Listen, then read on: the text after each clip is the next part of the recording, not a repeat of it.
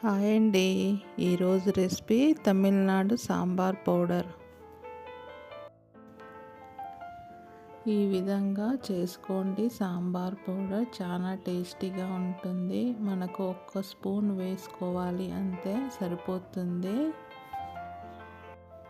నా ఛానల్ని సబ్స్క్రైబ్ చేయండి ప్లీజ్. ఒక ప్యాన్ తీసుకొని 2 టేబుల్ స్పూన్ల మినపప్పు, 2 టేబుల్ స్పూన్ల శనగపప్పు కొంచెం ఫ్రై అయ్యాక ఒక 2 టేబుల్ స్పూన్ల ధనియాలు వేసుకోవాలి.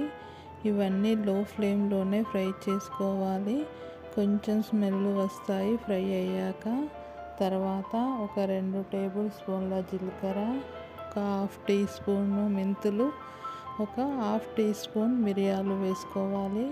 ఇవి కొంచెం ఫ్రై అయ్యాక కొంచెం ఇంగువ వేసుకోవాలి. ఒక హాఫ్ టీ స్పూను సరిపోతుంది. స్టవ్ ఆఫ్ చేయాలి ఇది వేసాక. తర్వాత 15 ఎండుమిర్చి వేసుకొని కొంచెం ఫ్రై చేసుకోవాలి.